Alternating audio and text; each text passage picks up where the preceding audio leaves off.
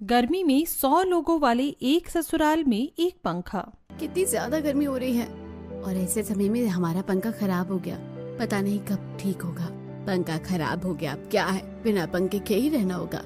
और अभी तो इतनी कुछ गर्मी भी नहीं है, गर्मी तो अभी आगे और ज्यादा बढ़ेगी। सभी गर्मी में परेशान हो रहे थे और थोड़ी देर बाद घर के दोनों बेटे स्कूल से बच्चों को लेते हुए घर आते हैं। आज आप दोनों इतनी जल्दी घर कैसे आ गए और हमें बच्चों को भी स्कूल से लाने से मना कर दिया? हाँ, क्योंकि हमें जल्दी घर आना था, इसलिए हमने सोचा स्कूल से बच्चों को हम खुद ले आएंगे। और जल्दी आने की वजह यह है कि हम सबके लिए कुछ सरप्राइज लेकर आए हैं। सरप्राइज का नाम सुनकर सब बहुत खुश हो जाते हैं। क्या हुआ तो पापा, क्या सरप्राइज है हमारे लिए? क्या आप हमारे लिए बहुत सारी चॉकलेट या आइसक्रीम लेकर आए हैं?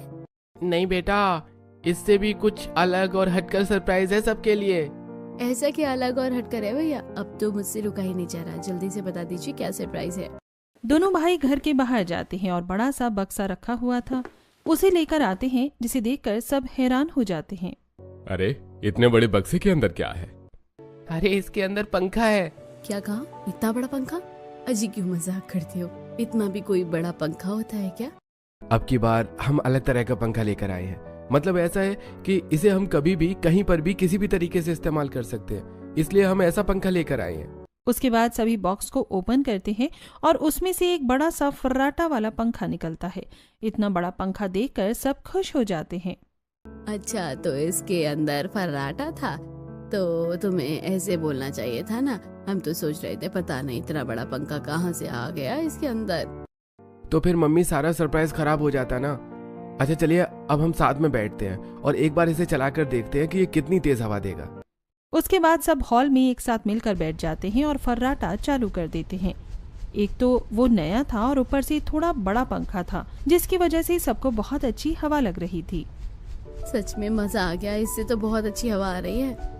हाँ बिल्कुल, ये तो हमारे पुराने वाले पंखे से भी ज्यादा अच्छा है। वो बेचारा तो हर कुछ दिनों में ही खराब हो जाता था और उसे बार बार ठीक करवाना पड़ता था। साथ में वो इतनी तेज और ठंडी हवा भी नहीं दे रहा था। हाँ बिल्कुल, ये तो अच्छा है कि हम थोड़े से ठंडे इलाके में रहते हैं। और यहाँ पर इस बार सर्दियों में कुछ ज्यादा बर्फ पड़ी थी, तो अभी गर्मी भी उतनी कुछ खास नहीं हुई है। इसीलिए अभी फिलहाल के लिए ये फर्राटा बिल्कुल अच्छा ऑप्शन है और ये अभी हमें ठंडी हवा देगा। हाँ, बाद में जब गर्मी बढ़ेगी तो कुछ कह नहीं सकते, तब के लिए हम बाद में कुछ सोच लेंगे। फिलहाल तो इसकी ठंडी हवा का मजा लेना चाहिए। इस तरह घर में नया पंखा आने की वजह से हर कोई खुश था और क्योंकि गर्मी से सबकी हालत खराब हो रही थी तो फर्राटे की वजह से सबको अच्छा लग रहा था। शाम को जब प्रीति और नेहा सबके लिए गैस पर खाना बना रही थी। किसी ने सच ही कहा है, गैस के आगे तो गर्मी खत्म ही नहीं हो सकती है। खाना बनाना कभी तो हमें गर्मी नहीं भूलने देता। हाँ दीदी, जब तक पंखे के सामने बैठे थे तो बिल्कुल भी गर्मी नहीं लग रही थी, तब कितना अच्छा लग रहा था। और अब देखो तो जरा कैसे पसीने आ रहे हैं। दोनों मिलकर खाना बनाती हैं और उसके बाद सबको खाना परोसती हैं। आज सब साथ बैठकर पंखे के सामने खाना खा रही थी। सच कहूँ तो बहू, जो आज तुम दोनों ने रायता बनाया है वो बहुत अच्छा बना है, लेकिन आज पंखे के सामने बैठकर खाने में कुछ ज्यादा ही अच्छा लग रहा है और मजा भी आ रहा है। हाँ, एकदम शरीर को ठंडक पहुँच रही है।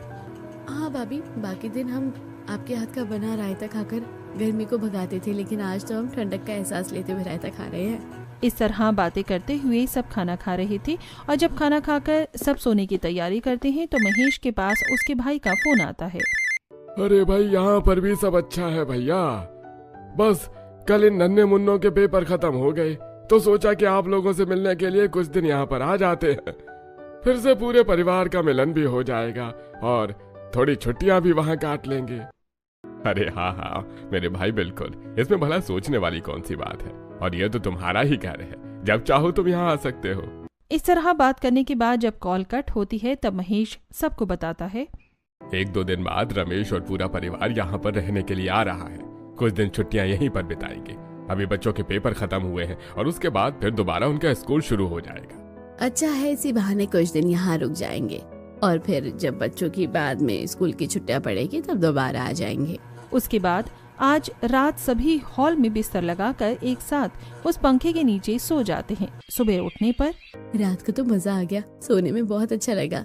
हाँ, वरना इतने दिनों से गर्मी लग रही थी, अब पंखा आया है, अब जाकर थोड़ा अच्छा लग रहा है। फिलहाल तो सबको बहुत अच्छा लग रहा था, लेकिन उनके लिए एक बहुत ही बड़ा सरप्राइज आने वाला था जो शायद उन्होंने सोचा ही नहीं होगा। इस तरह पूरे 2 दिन बीत जाते हैं और फिर उनके घर पर रमेश का परिवार आ जाता है। दोनों बहू रमेश और शांति के पैर छूती हैं और बाकी सब एक दूसरे से प्रणाम करते हैं। प्रणाम भैया भाभी, आप दोनों कैसे हैं? अरे हम बिल्कुल ठीक है, आओ आओ अंदर आओ।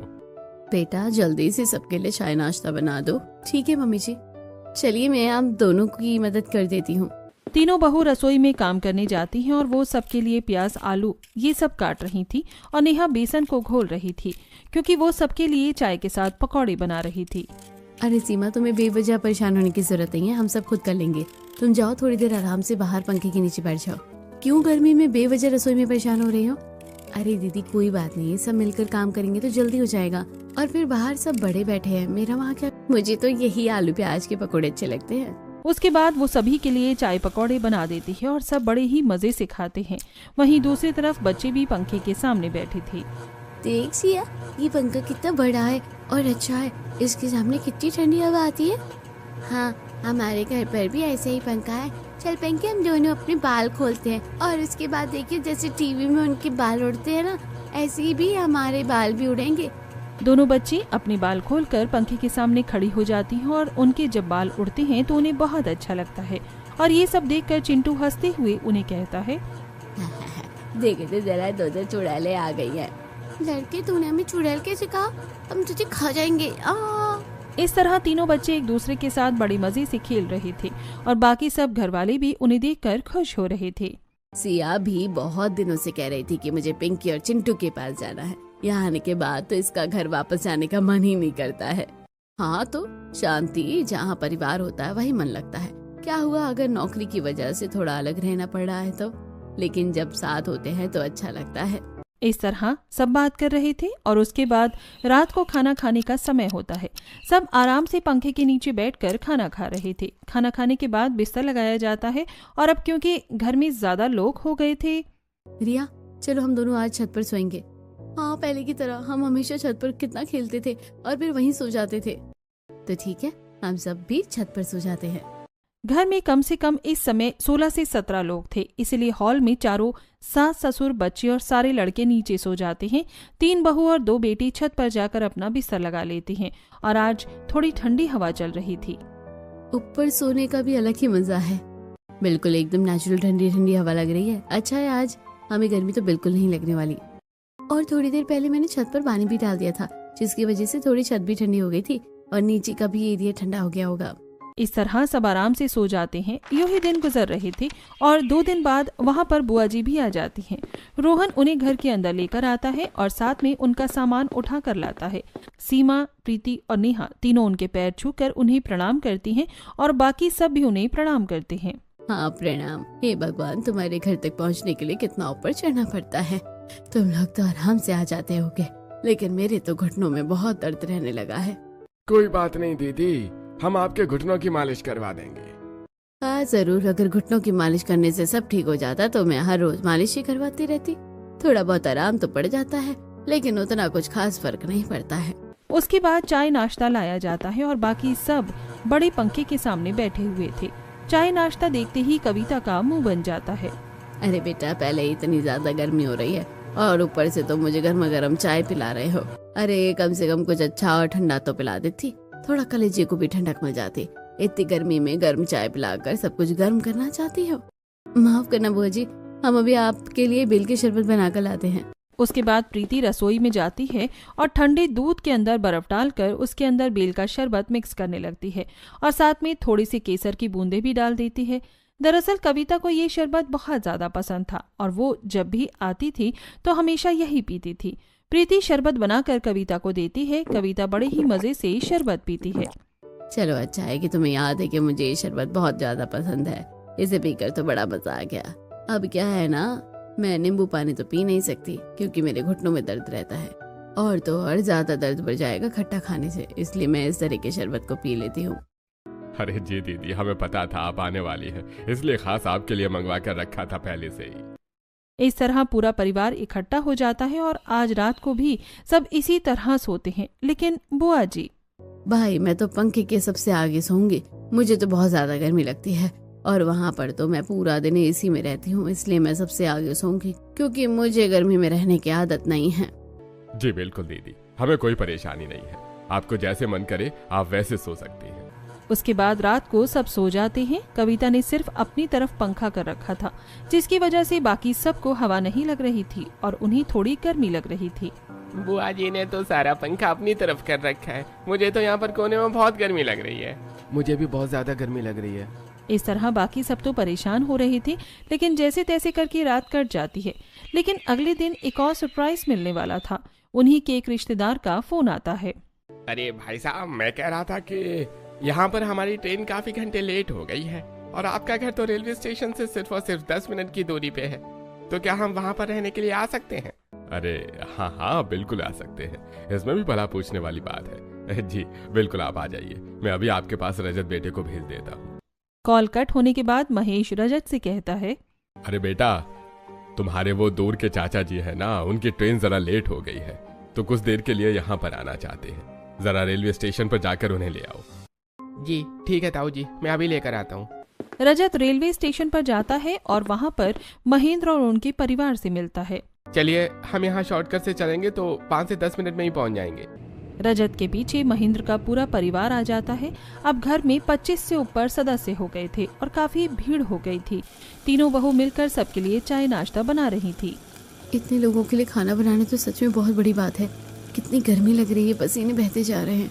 सच में वो तो सीमा दीदी हमारी इतनी मदद कर रही है तो हमारे काम में उतनी भी ज़्यादा मुश्किल नहीं हो रही और काम काफ़ी आसान हो रहा है, वरना तो हम दोनों अगर अकेले काम करते तो और ज़्यादा परेशान हो जाते। वही तो एक खाना बनाने का काम है जो सर्दियों में ही अच्छा लगता है, लेकिन गर्मियों में बिल्कुल अच्छा नहीं लगता, बहुत ज़्यादा गर्मी लगती है। इस तरह सभी के लिए खाना बनाया जाता है और आज हर कोई पंखे के आगे बैठा था और पूरा हॉल भर गया था, जिसे देखकर बाहर से थक कर पायल और रिया जब आते हैं तो यार रिया, मैं तो सच में बहुत ज़्यादा परेशान हो गई हूँ और मुझे नहीं लगता कि हमें यहाँ पंखे के आगे बैठने की थोड़ी सी भी जगह मिलेगी। अब इतना कहकर पायल और रिया तो वहाँ से चली जाती हैं। ठंडे पानी से नहाने के बाद वो उसी कमरे में चली जाती हैं जहाँ पर उनकी भाभी बैठी थी। भाभी, क्या आप सब परेशान नहीं हो रहे? हम भी तो गर्मी के मारे बहुत ज्यादा परेशान हो रहे हैं। एक ही पंखा है और यहाँ कमरे में भी बहुत गर्मी है। बिल्कुल, आज तो बहुत तेज कड़क धूप निकली है जिसकी वजह से और ज्यादा गर्मी हो रही है। अब तो हमें रात को भी कमरे में ही सोना होगा क्योंकि इतने सारे लोग हो गए हैं तो आधे लोग छत पर सोएंगे। इस तरह घर में काफी मेहमान होने की वजह से रात को सभी मेहमान और बुआ जी महेश, सुनीता, रमेश और शांति के साथ वही हॉल में पंखे के सामने सो जाते हैं। ऊपर छत पर नेहा ने ठंडा पानी डाल दिया था, जिसके बाद वहाँ पर घर के बेटे, बहू और बेटियां सो जाती हैं। चलो अच्छा है, आज भी कम से कम छत पर सोने को मिल रहा है। अगर नीचे सोना पड़ता तो गर्मी के मारे तो जान ही निकल जाती। हाँ बिल्कुल, रिश्तेदार और बड़े बुजुर्ग और बच्चे सब तो नीचे सो गए हैं। ऊपर छत भी बहुत बड़ी है, इसलिए हम सब यहाँ पर आराम से सो सकते हैं, कोई चिंता वाली बात नहीं है। फिलहाल के लिए तो सब ठीक चल रहा था। अब अगले दिन, अरे तो भाई साहब, क्या आज आप रात वाली ट्रेन से जाएंगे? जी, हम सोच रहे थे कि इतने सालों बाद हम सब एक साथ मिले हैं, तो क्यों ना हम भी यहाँ पर 2-4 दिन रुक जाते हैं। हाँ बिल्कुल, यहाँ पर परिवार से मिलने के बाद सब कितना अच्छा लग रहा है। हाँ, सोनिया का भी यहाँ कितना मन लग रहा है। इस तरह उनकी ट्रेन लेट होने पर वो लोग अब वहाँ पर सिर्फ एक दिन के लिए नहीं बल्कि कुछ दिन के नाम के लिए रुक जाते हैं। यहाँ तक कि शीला के पास जब उसकी बेटी का फोन आता है, अरे मम्मी, आप लोग अभी तक घूमने नहीं गए? मैं क्या सुन रही हूँ? शीला बाहर आकर सबसे साइड होकर बात करने लगती है। अरे बेटा, तुझे याद है ना जो यहाँ पर पहाड़ी इलाके के पास तेरे ताऊ जी रहते हैं? दरअसल हमारी ट्रेन कुछ घंटे लेट हो गई थी तो हम उनके घर पर रहने के लिए आ गए थे। यहाँ आने के बाद तो सब अच्छा लग रहा है। यहाँ से थोड़ी दूर एक पहाड़ी इलाका भी है, तो हमने सोचा कि घूमने पर पैसे बर्बाद करें, कुछ ही दिन यहीं पर रुक कर चले जाएंगे। एक काम कर, तू भी यहाँ आ जा। बस फिर क्या था, अगले ही दिन शीला की बेटी भी अपने बेटे को लेकर वहाँ पर आ जाती है। प्रणाम, कैसे आप सब? मैंने सोचा कि सब यहाँ पर है तो मैं भी आप लोगों से मिलने आ जाती हूँ। नहीं बेटा, तुमने बहुत अच्छा किया। वैसे भी हम तुमसे बहुत दिनों बाद मिल रहे हैं। अब सब लोग यहाँ पर हैं तो कितना अच्छा लग रहा है। आओ यहाँ पर पंखे के सामने बैठ जाओ। बाहर गर्मी से आकर परेशान हो गई होगी। नहीं, सबसे आगे पंखे के मैं ही बैठूंगी। जी दीदी, चिंता मत कीजिए, पंखा तो स्पेशली आपके लिए ही है। अब सबको ही गर्मी लग रही थी, तो कभी कोई अपनी तरफ पंखा घुमा रहा था तो कभी कोई, साथ में बच्चे भी अपनी तरफ पंखा घुमा रहे थे। अरे मोनू, तूने पंखे को अपनी तरफ क्यों घुमाया है? सिर्फ तुझे ही गर्मी लग रही है, हमें भी तो गर्मी लग रही है। अच्छा, ज्यादा पंखा होने का राव दिखा रहा है, मैं तो पंखा अपनी तरफ ही करूँगा। क्यों करेगा? सारी हवा क्यों तुझे ही खानी है? ये पंखा मेरा है, इसकी हवा तो हम ही खाएंगे। इसके बाद दोनों बच्चों में लड़ाई हो जाती है और मोनू पहले चिंटू को मार देता है, जिसके बाद चिंटू जब उसे मारता है तो इस बार मोनू वहाँ पर रखा एक लोहे का गुलदस्ता उसके सर में मारता है, जिसके बाद उसके सर से खून निकलने लगता है। अरे मोनू बेटा, क्या हो गया? ताई जी, मोनू ने चिंटू को गुलदस्ते से मार दिया है, वो हमसे लड़ाई कर रहा था। अरे मोनू, तुम सबसे इस तरह से क्यों लड़े हो? तुमने चिंटू को गुलदस्ता क्यों मारा? नहीं, मैंने पहले नहीं मारा, पहले उसने मारा था। नहीं बुआ, मोनू झूठ बोल रहा है। इसी ने पहले पंखे को अपनी तरफ किया और उसके बाद हमें मारना शुरू किया, यही हमसे लड़ रहा था। तुम्हें ऐसा नहीं करना चाहिए था। देखो सिर से उसकी कितना खून निकल रहा है। भाभी, आप मेरे बेटे को ऐसे कैसे डांट रही है? उसने कहा ना उसकी कोई गलती नहीं है। मेरा बेटा कभी झूठ नहीं बोलता। बिना वजह यहाँ पर मेरे बेटे को फंसाया जा रहा है। उनमें थोड़ी सी बहस हो जाती है, लेकिन संगीता तो अपने बेटे की गलती मानने को तैयार ही नहीं थी। इसके बाद प्रीति और रोहन चिंटू को डॉक्टर के पास लेकर जाते हैं। वहाँ से दवाई करवाने के बाद जब दोनों घर आ रहे थे, अजी आपको पता है कि आज तो मौसी जी का भी फोन आया था, वो भी कल हमारे घर रुकने आ रही है, इसलिए अभी जाते हुए थोड़ा सा राशन लेते आइए। इतने सारे लोगों में कितना राशन लग रहा है। कोई बात नहीं, चलो चलकर ले लेते हैं। और अब बच्चों का ध्यान रखना, दूसरों के बच्चे हमारे घर में हमारे बच्चों को मार रहे हैं और गलती भी नहीं मान रहे हैं। हाँ, इस बात पर तो मेरा खून खोल रहा है। संगीता हर बार ऐसा करती है, अपनी बेटी की गलती कभी नहीं मानती। उसके बाद दोनों एक दुकान पर जाते हैं और वहाँ से राशन खरीद लेते हैं। अरे भाई ठीक है, आपके घर में मैं सारा राशन का सामान पहुंचा दूंगा। हाँ भैया, इस बार आप बस दाल, चावल और आटा और घी ही भेज देना। बाकी जो भी हम शरबत वगैरह लेते हैं वो हम बाद में ले जाएंगे। दुकान पर राशन का बोलने के बाद सब घर वापस आ जाते हैं। घर आने के बाद जब प्रीति शाम के नाश्ते के लिए सबको चाय के साथ ब्रेड टोस्ट बनाकर देती है। अरे भाभी, क्या फीका सा नाश्ता बनाकर दे दिया है। कम से कम कुछ अच्छे से समोसे वगैरह बना लेती। और बच्चे तो चाय नहीं पीते, उनके लिए तो कुछ शरबत बनाना चाहिए था। ये बात सुनकर प्रीति, नेहा और सीमा तीनों को बहुत गुस्सा आता है और तीनों रसोई में जाने के बाद, मेरा तो बहुत ज्यादा खून खोल रहा है। इसके हमेशा कितने ज्यादा नखरे रहते हैं और ऊपर से इसके बेटे ने चिंटू के साथ जो किया, अब तो मुझे ये बिल्कुल भी अच्छी नहीं लग रही है। हाँ वही तो दीदी, अपनी गलती मानी नहीं है। और ये तो सिर्फ 2 दिन के लिए आए थे, लेकिन अब हफ्ता होने वाला है, पता नहीं कब जाएंगी। हमेशा खाने में हाई फाई डिमांड मांगती हैं। इस तरह मेहमानों की वजह से सबको बहुत परेशानी हो रही थी, लेकिन गर्मी के अलावा और भी कुछ परेशानियां थी जिसकी वजह से परेशान सब हो रहे थे। जैसे रिश्तेदार के बच्चे वो घर में बहुत ज्यादा उधम मचा रहे थे, किसी को भी दोपहर में सोने नहीं देते थे। सोनिया और मोनू दोनों एक दूसरे के ऊपर तकियां फेंक कर खेल रहे थे। चलो चलो, हम सारे सामान उठाकर फेंक देते हैं। इस तरह बच्चों ने भी सबकी नाक में दम किया हुआ था। वहीं दूसरी तरफ आज घर में मौसी जी भी आ गई थी और उनके भी साथ उनके बच्चे आ गए थे। अरे हम कहाँ आ गए, यहाँ पर तो कुछ ज्यादा ही भीड़ है। अरे सल्ला तो बिल्कुल ठीक आई है। अरे अगर मुझे पता होता कि यहाँ इतने सारे मेहमान आए हुए हैं तो मैं थोड़े दिन बाद आ जाती।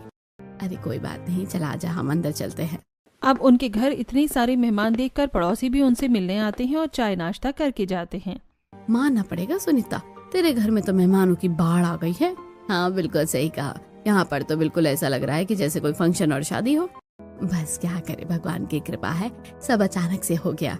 वैसे तुम्हारा ये पंखा तो बड़ा मस्त चल रहा है, कितनी ठंडी हवा दे रहा है। लगता है मुझे भी ऐसा ही खरीदना होगा। उसके बाद वहीं दूसरी तरफ बहुएं सबके लिए खाना बना रही थी। गर्मी में उनकी हालत खराब हो रही थी। इतनी गर्मी में सुबह से लेकर रात तक पूरा दिन यूं ही रसोई में निकल जाता है। कभी किसी के लिए कुछ बनाओ तो कभी किसी के लिए कुछ बनाओ, और इतने सारे लोगों के लिए बनाना पड़ता है। सभी को मिलाकर 40-50 तो हो ही गए हैं। ऊपर से संगीता और इसके घर वालों के लिए कितना सारा टिफिन पैक करना पड़ रहा है। अरे कोई बात नहीं, टिफिन पैक करना पड़ रहा है तो क्या हुआ, कम से कम यहाँ से जा तो रहे। उनके बच्चों ने सर में दर्द कर दिया था और उनकी भी इतनी डिमांड थी, पूछो ही मत। चले जाएंगे तो कम से कम थोड़ी राहत मिलेगी, क्या पता जाकर हमें पंखे के नीचे बैठना नसीब हो जाएगा। लेकिन अभी कहाँ। एक तरफ संगीता और उसके मायके वाले शीला और महेंद्र वहाँ से अपने बच्चों के साथ चले जाते हैं, लेकिन शाम को वहाँ पर दूसरे मेहमान आ जाते हैं। क्या अभी भी और मेहमान आने बाकी है? कुछ नहीं पता और कह नहीं सकते हम। इस तरह सभी मेहमानों से बहुत ज्यादा परेशान हो जाते हैं।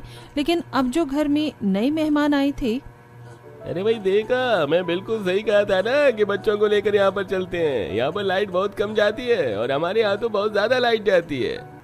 आपने बिल्कुल सही कहा था। और हम मेहमान हैं तो हमारी कितनी खातिरदारी भी हो रही है। अच्छा अच्छा खाने को मिल रहा है और एकदम पंखे के नीचे बैठे हैं। हाँ, और वहाँ तो अभी अप्रैल के मौसम में गेहूं की कटाई चल रही है, इसलिए लाइट तो हमेशा जाएगी। और महेश भाई साहब तो बहुत ही शरीफ और अच्छे हैं, हमें भाई आसानी से जाने को बोलेंगे भी नहीं। महीना भर तो हमारा यहाँ मजे से कट जाएगा। इस तरह रात को सब नीचे सो जाते हैं। और अब घर में मेहमानों की संख्या बढ़ने की वजह से घर के बेटे ऊपर सो रहे थे, तो अब घर की बहू के लिए छत पर भी जगह नहीं बची थी, इसीलिए उन्हें कमरे में गर्मी में सोना पड़ रहा था। एक तो पूरा दिन गर्मी में रसोई में काम करो और अब रात को भी गर्मी में ही सोना पड़ा है। जब से पंखा है उसकी हवा खाना तो हमारे नसीब में ही नहीं हुआ। अरे दीदी, अब तो हद ही हो गई है। दिन में भी 5 मिनट हम पंखे के नीचे नहीं बैठ पा रहे हैं और ना ही रात को सो पा रहे हैं। और ऊपर से जितने भी मेहमान आ रहे हैं जल्दी से जाने का नाम ही नहीं ले रहे हैं। सब यहाँ पर कुंडली मार कर बैठ गए और हमें यहाँ गर्मी में सोना पड़ रहा है। वहीं दूसरी तरफ हॉल में जो पंखे के नीचे सो रहा था, कविता ने नींद में पंखा अपनी तरफ किया तो किसी दूसरे मेहमान ने उठकर अपनी तरफ पंखा घुमा दिया। इस तरह रात को हर कोई अपनी मर्जी से अपनी तरफ पंखा घुमा रहा था। अरे बेटा, तू तो मुझे वापस घर छोड़ा। यहाँ पर कितनी ज्यादा भीड़ हो गई है, मुझे तो पंखे की हवा ही नहीं लगती है। अपनी तरफ पंखा करती हूँ तो रात को कोई और दूसरा उठकर अपनी तरफ घुमा लेता है। अब इन सब चीजों से परेशान होकर कविता भी वहाँ से चली जाती है, लेकिन तभी वहाँ पर दूसरे रिश्तेदार आ जाते हैं। और बताइए भाई साहब, कैसा चल रहा है? मुझे सुनने में आया था कि यहाँ पर सभी इकट्ठा हो रहे हैं, तो मैंने सोचा क्यों न जाकर मैं भी मिलाऊं। हाँ, बिल्कुल, आपने बिल्कुल सही किया यहाँ पर आकर। आइए आइए, बिल्कुल आइए, आपके घर में स्वागत है। इस तरह घर में और भी मेहमान आने लगते हैं, लेकिन वहीं दूसरी तरफ बहुओं की और बेटों की हालत बहुत ज्यादा खराब हो रही थी। फिर से सारा राशन खत्म हो गया है। अब तो राशन आ रहा है और 2-3 दिन में ही खत्म हो जा रहा है। इतने सारे मेहमान आते रहेंगे तो सब कैसे होगा? अब हम राशन कार्ड से तो राशन ले आए हैं, बस दुकान से ही लाना होगा। इस बार तो दुकान से भी 3-4 बार राशन आ चुका है। आपको बताया भाभी, हमारे सारे रिश्तेदार यहाँ पर आकर आ चुके हैं और कुछ तो यहीं पर इतने हफ्तों से जमकर बैठे हैं, जाने का नाम ही नहीं ले रहे हैं। एक तो पूरा दिन पंखा चलता है, कभी कोई पंखे के लिए लड़ता है तो कभी कोई। हमें तो इस पंखे की हवा खानी ही नसीब नहीं हुई है। वहीं दूसरी तरफ सबके खाने के लिए अलग अलग डिमांड थी। बेटा, सिर्फ जीरे वाला रायता खाकर मजा नहीं आया। इसके अंदर जरा खीरा काट कर डाल देती तो बढ़िया सा खीरे का रायता बन जाता। अरे बेटा, तुम मेरे लिए अगर बूंदी का रायता बना देती तो अच्छा लगता। हाँ बेटा, सलाद में भी आज सिर्फ खीरा है, ककड़ी नहीं है। ऐसे तो खाने का मजा बिल्कुल नहीं आने वाला। इस तरह वो खाने के लिए भी सबको परेशान कर रहे थे। सब तो ऐसे डिमांड कर रहे जैसे इनका घर ही है और यहाँ पर फ्री में सब कुछ मिल रहा है ना, इसलिए इतनी बातें आ रही हैं। ये वही लोग हैं जब हम उनके घर जाते हैं तो पतली सी चाय बनाकर पिलाते हैं। सच कहूँ तो मुझे भी बहुत गुस्सा आ रहा है। इस तरह सब परेशान हो गए थे और जब रोहन और यश दुकानदार से राशन लेने जाते हैं, भैया थोड़ा और राशन पहुंचा देना। अरे भाई साहब, इस बार तो आप लोगों ने हद कर दी। एक तो इतना सारा राशन लेकर गए हो, ऊपर से आगे के उधार पैसे भी नहीं दिए और अब और राशन लेने आ गए हो। पूरे साल का राशन एक साथ इकट्ठा करने का मन है क्या? देखो भाई, इतना सारा राशन मैं उधार नहीं दे सकता। बेचारे दोनों वापस निराश होकर घर आ जाते हैं। दुकानदार ने राशन देने से मना कर दिया और हमारे पास पैसे भी नहीं हैं। और हम तो एक्स्ट्रा टाइम में ओवर वर्क कर रहे हैं, लेकिन उसके बाद भी कुछ नहीं हो रहा है। और यहाँ तक कि हमारी सेविंग्स भी खत्म हो गई हैं। जो अर्जेंट सेविंग बची है उसी का राशन लाना होगा। नहीं भैया, ऐसे तो बहुत गड़बड़ी हो जाएगी। आपको इस बारे में ताऊजी और ताई जी से बात करनी चाहिए। यहाँ जो कुछ भी हो रहा है गलत हो रहा है। तब रोहन महेश से इस बारे में बात करता है। पापा, आपको मेहमानों को अब घर जाने के लिए बोलना चाहिए। उन्हें 1 महीना होने वाला है। साथ में घर में और भी मेहमान बीच बीच में आ रहे हैं। कोई 2 दिन रुकने आ रहा है, कोई 1 हफ्ता रुकने आ रहा है। अरे बेटा, तो क्या हो गया, मेहमान तो घर में आते ही है, इतना मत सोचो। थोड़े टाइम की बात है, अभी बस गर्मियों की छुट्टियां हैं, इसलिए सब आ रहे हैं। इस तरह महेश रोहन की बात नहीं समझता और यहाँ पर यश और रोहन दोनों घर का खर्च चलाने के लिए एक्स्ट्रा ओवर टाइम कर रहे थे। नहीं मम्मी, आपने कहा था मेरे बर्थडे पर घूमने चलेंगे। बेटा माफ कर दो, इस बार पापा ने पैसे जोड़े थे लेकिन वो सब खत्म हो गए हैं। नहीं, मुझे आपसे कोई बात नहीं करनी। पिंकी गुस्सा होकर वहाँ से चली जाती है। एक्स्ट्रा ओवर टाइम करने की वजह से रोहन को हीट स्ट्रोक आता है और उसकी तबीयत बहुत खराब हो जाती है। देखिए, बहुत ज़्यादा गर्मी में रहने की वजह से इनके साथ ऐसा हुआ है। आपको इनका अच्छे से ध्यान रखना चाहिए। इतना कहकर डॉक्टर वहां से चले जाते हैं। अब रोहन को ठंडक की बहुत ज्यादा जरूरत है, लेकिन मेहमान पंखे के सामने से हटते नहीं हैं, जिस कारण रोहन तो पंखे के सामने जा ही नहीं पा रहा था। इसी वजह से रोहन की तबीयत में भी सुधार नहीं हो रहा था। तो एक दिन, आप लोगों ने बहुत देर से पंखा चलाया है, थोड़ी देर अगर पंखा भैया इस्तेमाल कर लेंगे तो क्या हो जाएगा। अरे बेटा, तुम तो बहुत बदतमीज हो। अतिथि देवो भव होता है, तुम्हें मेहमान का ज्यादा आदर सत्कार करना चाहिए। हाँ बिल्कुल, एक तो पहले ही घर में एक पंखा लगा रखा है, वैसे भी हम इतनी मुश्किल से यहाँ पर गर्मी में दिन काट रहे हैं। अरे कम से कम इतना ही है तो घर में कुछ और पंखे लगवाने चाहिए थे ना। ये बात सुनकर यश को बहुत ज्यादा गुस्सा आ जाता है। तो हमने अपने हिसाब से अपने लिए एक पंखा तो अच्छा लगवा ही रखा है ना। यश को गुस्से में देखकर महेश समझ गया था कि वो आगे भी और कुछ बोलेगा, लेकिन तब महेश उसे बीच में रोकता है। अरे तुम ऐसे कैसे बात कर रहे हो? तो पापा ऐसे न करूं तो और कैसे करूं?